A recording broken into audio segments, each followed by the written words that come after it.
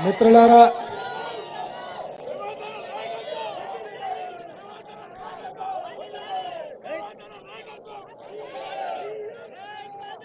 శ్రీమతి సోనియా గాంధీ, శ్రీ మల్లికార్జున్ ఖర్గే గారు కంటోన్మెంట్ శాసనసభ నియోజకవర్గ ఉప ఎన్నికల్లో కాంగ్రెస్ పార్టీ అభ్యర్థిగా మిత్రుడు శ్రీ గణేష్ ను,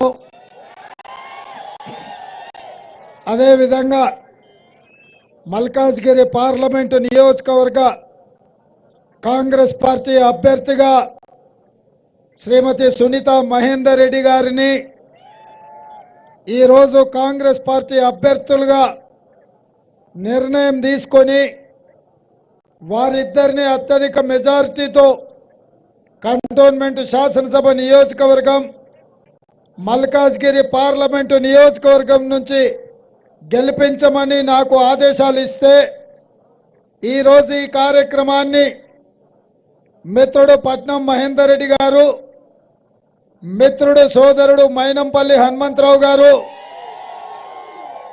మాజీ శాసనసభ్యులు సుధీర్ రెడ్డి గారు, కంటోన్మెంట్ నియోజకవర్గ నాయకులు వెన్నెలమ్మ గారు, దేవేందర్ గారు, అదేవిధంగా రాజేంద్రన్ గారు, అదేవిధంగా మిత్రుడు జంపన ప్రతాప్ గారు, చాలా మంది కాంగ్రెస్ పార్టీ నాయకులు, జిల్లా పార్టీ అధ్యక్షులు, డివిజన్ల అధ్యక్షులు, అదేవిధంగా వార్డు కమిటీ నాయకులు, ప్రాణ సమానులైన కాంగ్రెస్ పార్టీ కార్యకర్తలు, మా సోదరిమణులందరూ కూడా వేలాదిగా వచ్చి శ్రీ గణేష్ ను, సునీత మహేందర్ రెడ్డి గారిని ఆశీర్వదించడానికి వచ్చినందుకు మనస్ఫూర్తిగా మీకు అందరికీ ధన్యవాదాలు, కృతజ్ఞతలు. మిత్రులారా, ముఖ్యంగా 2018 ఎన్నికల్లో కొడంగల్ శాసనసభ నియోజకవర్గంలో చంద్రశేఖరరావు గారు ఆనాడు కుట్ర చేసి వేలాది మంది పోలీసులను పెట్టి అర్ధరాత్రి పూట నా తలుపులు బద్దలు కొట్టి అక్రమంగా అరెస్టు చేసి కొడంగల్ ఎమ్మెల్యేగా నన్ను ఓడిస్తే 3 నెలలు తిరిగే లోపలనే మల్కాజ్గిరి పార్లమెంటు నియోజకవర్గం నుంచి రాహుల్ గాంధీ గారు నన్ను ఇక్కడ ఎన్నికల బరిలో దింపిండ్రు. ఆనాడు 35 లక్షల ఓట్లుండే, దాదాపుగా 3000 పోలింగ్ బూతులుండే.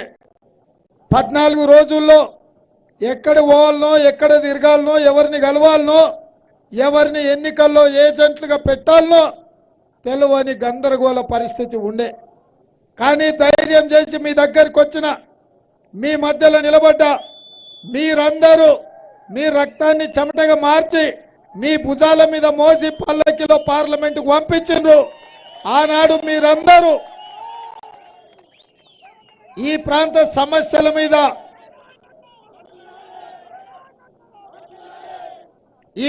సమస్యల మీద ప్రశ్నించే గొంతుకై ప్రభుత్వాలను నిలదీస్తాడని ఆనాడు మీరు ఆదరించి అభిమానించి మీరు పార్లమెంటు సభ్యుడిగా ఎన్నుకున్నారు.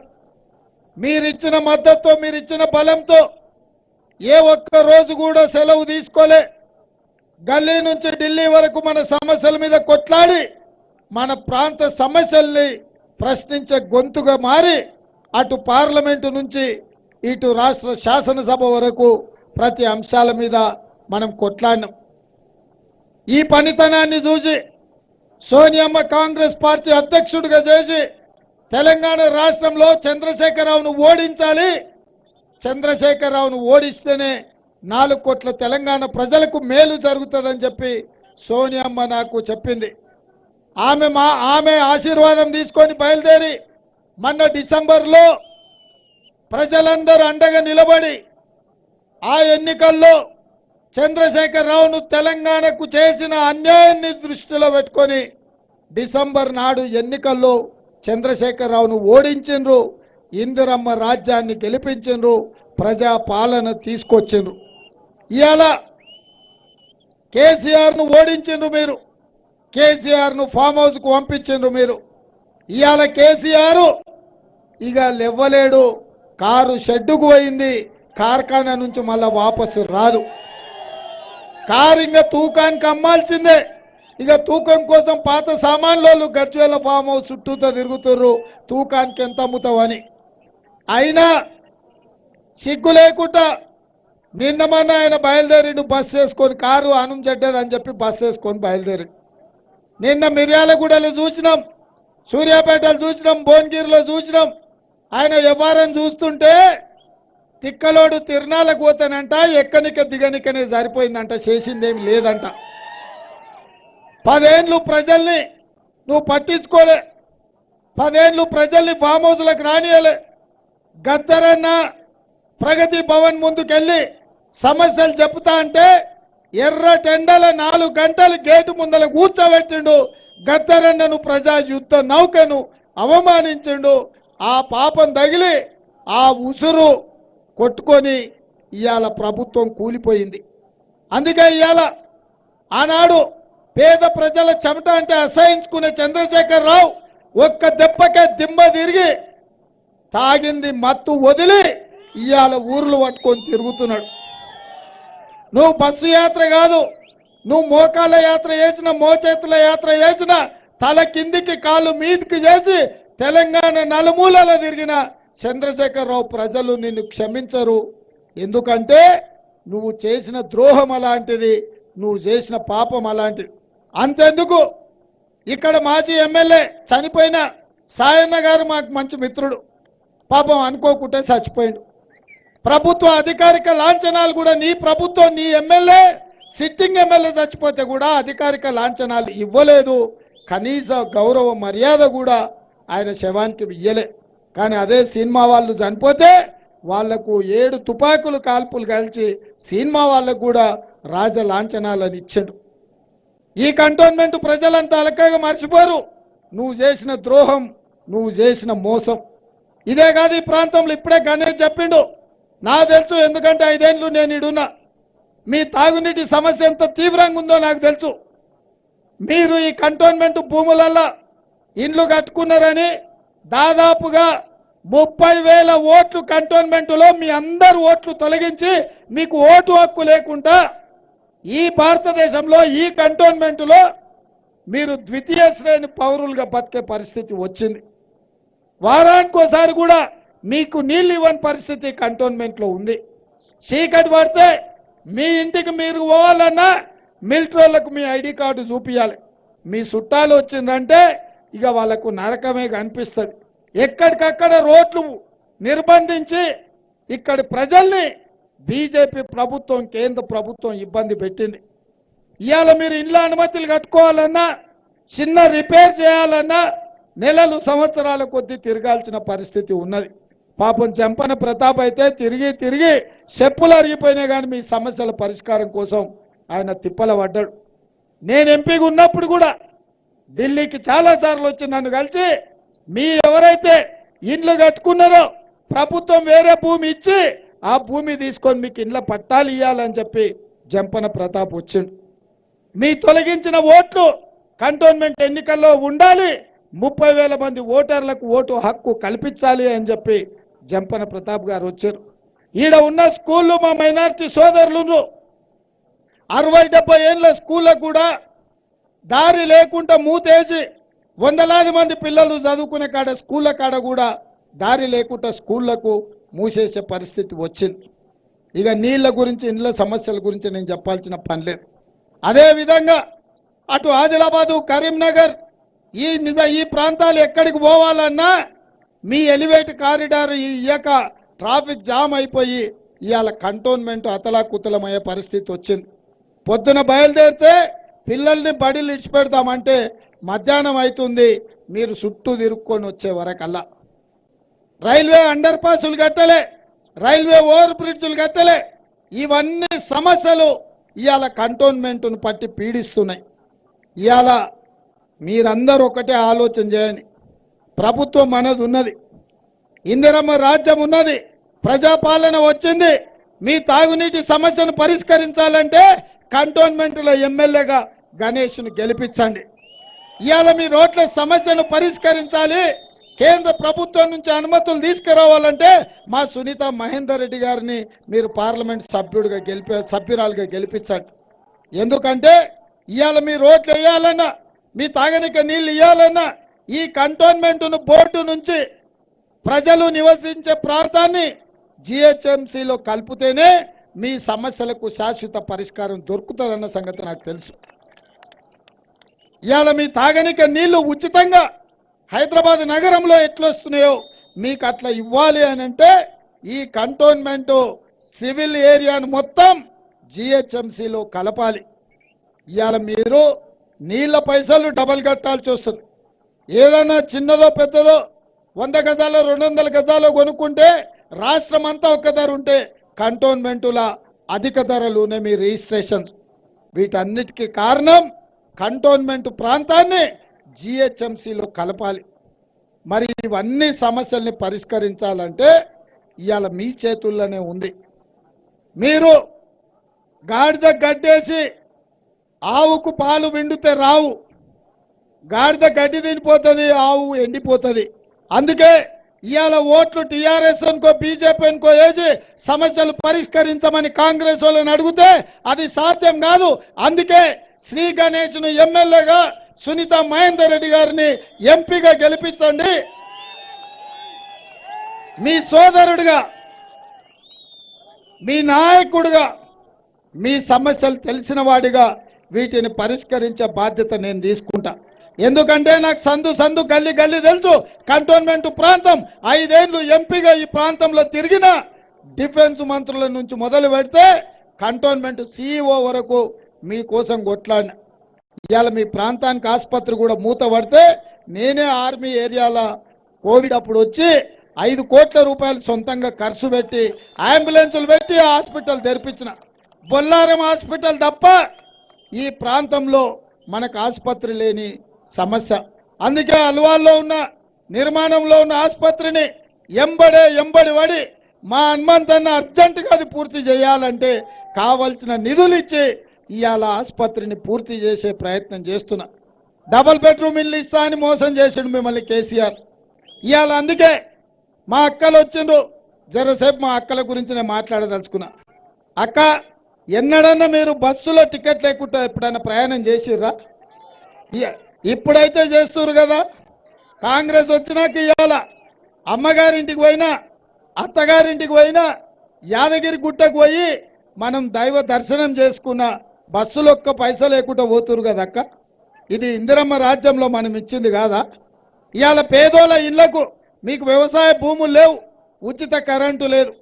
నా పాదయాత్రలు వచ్చి పేదోళ్ళు అడిగారు, సార్ భూములు ఉన్న వాళ్ళకే ఉచిత కరెంటు ఇస్తే మా కథ ఏంది చెప్పు అని.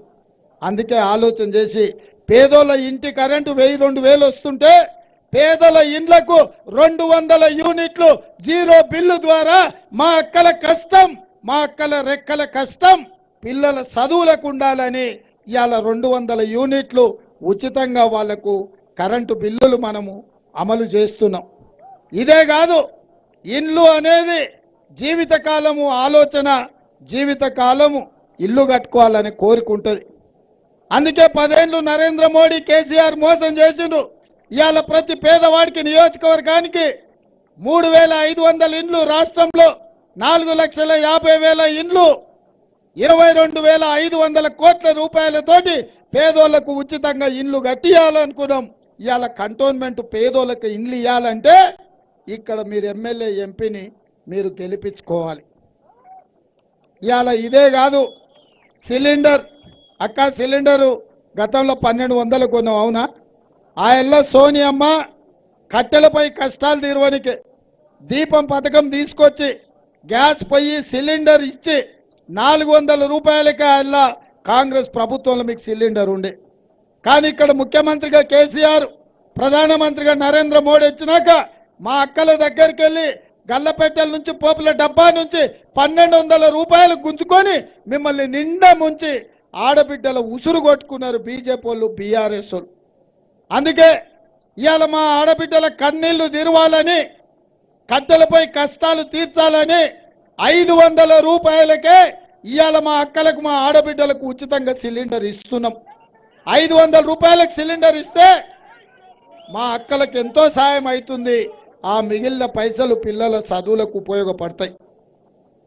ఇట్లా ఒక్కొక్క పని ఆర్టీసీ బస్సు కావచ్చు, రాజీవ్ ఆరోగ్యశ్రీలో 10 లక్షల రూపాయలు కావచ్చు, 500 రూపాయలకే సిలిండర్ కావచ్చు, 200 యూనిట్లు ఉచిత కరెంటు కావచ్చు, ఇందిరమ్మ ఇండ్లు 5 లక్షల రూపాయలు ఉచితంగా కావచ్చు, 3 నెలల 30,000 ఉద్యోగాలు నిరుద్యోగుల యువకులకు ఇచ్చే విషయం కావచ్చు.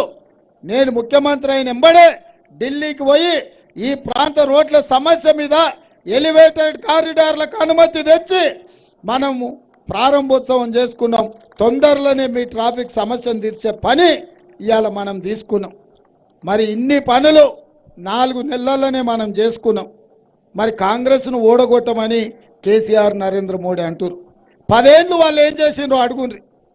వస్తే కూసబెట్టుర్రి, మంచినీళ్ళు ఇయ్యండ్రి, సలాకి ఎర్రగా కాల్చి వాతలు పెట్టుర్రి. అక్కలారా 10 ఏళ్ళు ఒకడు ముఖ్యమంత్రి ఉన్నాడు, 10 ఏళ్ళు ఇంకొక ఆయన ప్రధానమంత్రిగా ఉన్నాడు.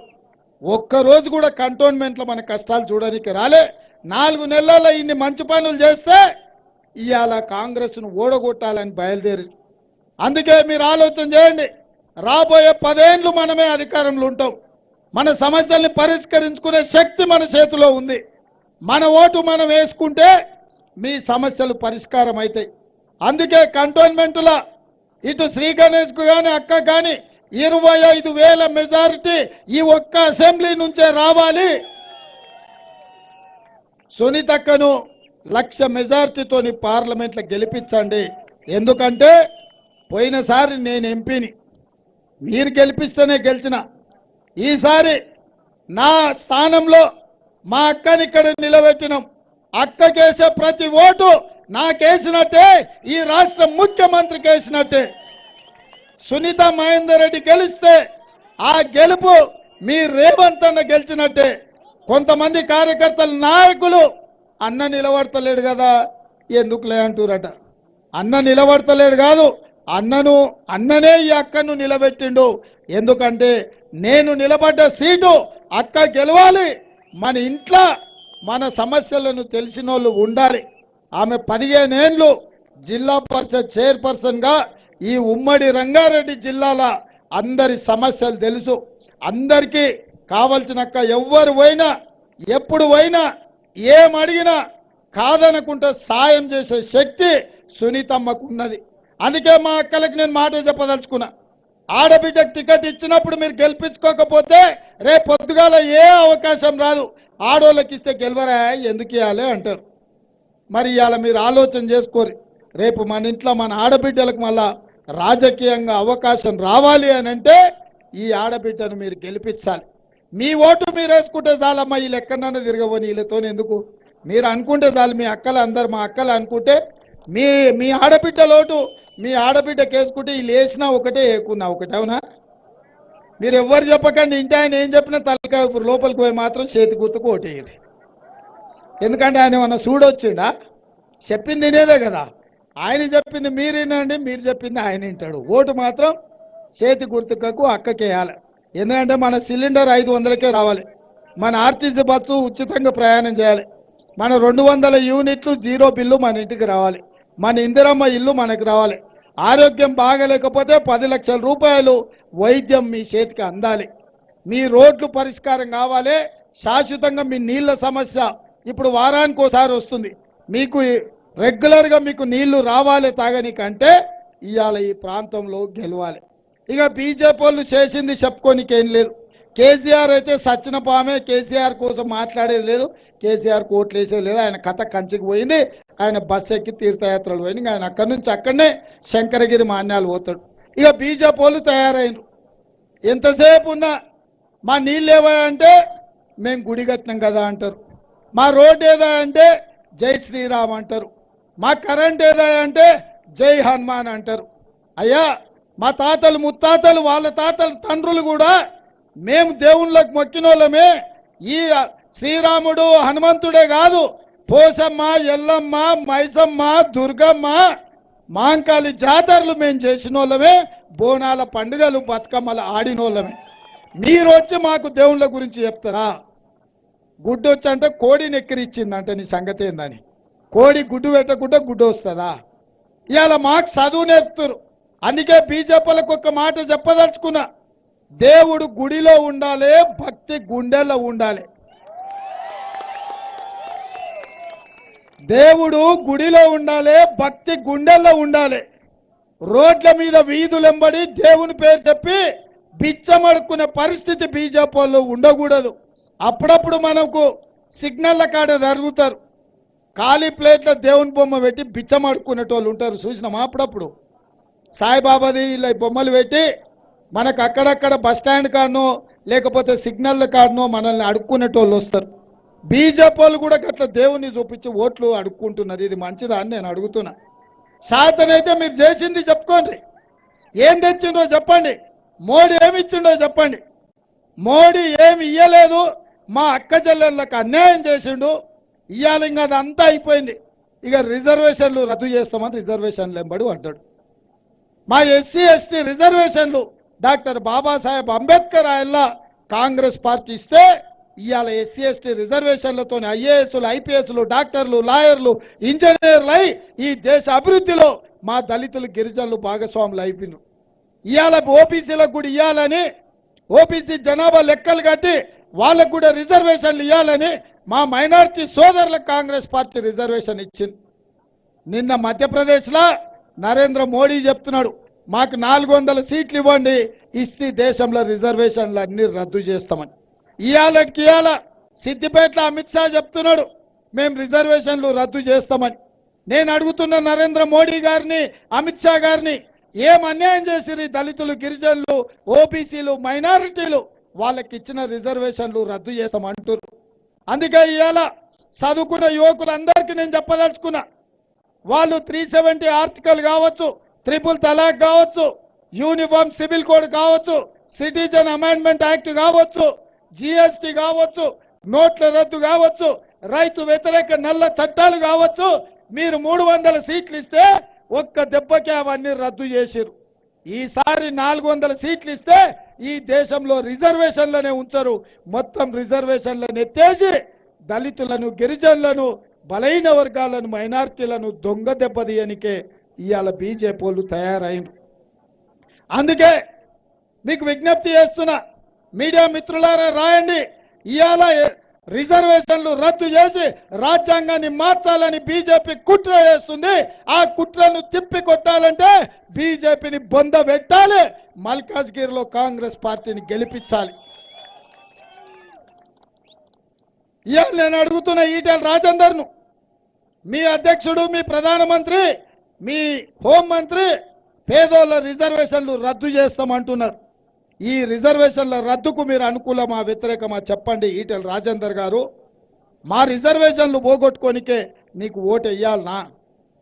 మా అధికారాన్ని దెబ్బతీయడానికి ఇవాళ అది బీజేపీ అంటే భారతీయ జనతా పార్టీ కాదు, అది బ్రిటిష్ జనతా పార్టీ. ఎందుకంటే ఈస్ట్ ఇండియా కంపెనీ కూడా సూరత్ నుంచే వచ్చింది, గుజరాత్ నుంచి. ఇవాళ అమిత్ షా, నరేంద్ర మోడీ కూడా గుజరాత్లో ఉంచే వచ్చారు. ఆయల్లా ఈస్ట్ ఇండియా కంపెనీ సముద్రం పక్కన సంసారం పెట్టి దేశాన్ని అంతా ఆక్రమించుకున్నారు.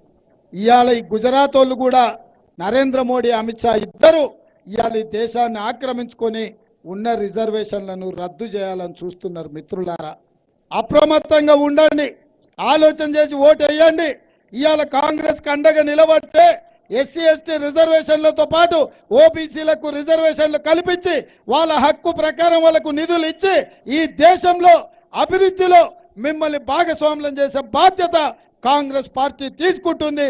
మైనారిటీలకు ఇచ్చిన రిజర్వేషన్లు 4% కాంగ్రెస్ పార్టీ ఇచ్చింది. ఆ రిజర్వేషన్లను కాపాడే బాధ్యత కాంగ్రెస్ తీసుకుంటుంది. ఒకవేళ మీరు మోడీని, అమిత్ షాని ఓడించకపోతే మీకున్న రిజర్వేషన్లు రద్దయిపోతాయి. ఆ తర్వాత ఎవరికి చెప్పుకున్నా ఈయనే పరిస్థితి ఉండదు.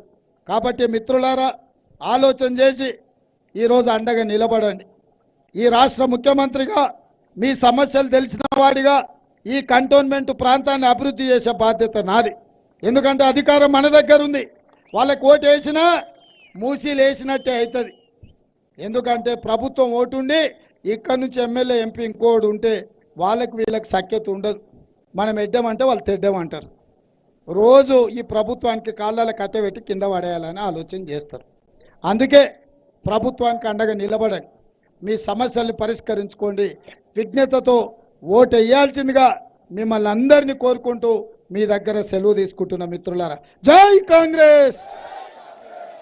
ఇది సరిపోతాదా? అమిత్ షా ఇక్కడికి వచ్చిండు, ఆయన గుండెలు అదరాలి. అమిత్ షా గారి గుండెలు. రెడీనా? రెడీనా? రెడీ రెడీ రెడీ రెడీ అన్న వాళ్ళందరూ జై పైకెత్తండి. జై కాంగ్రెస్, జై జై కాంగ్రెస్. హస్తం గుర్తుకే, హస్తం గుర్తుకే. నాకు నమ్మకం వచ్చింది, కంటోన్మెంట్ నుంచి శ్రీ గణేష్ కి 25,000 మెజారిటీ, మా అక్క సునీత మహేందర్ రెడ్డికి 25,000 మెజారిటీ ఇస్తారని నాకు నమ్మకం వచ్చింది. మీ అందరి దగ్గర సెలవు తీసుకుంటున్నా. జై కాంగ్రెస్.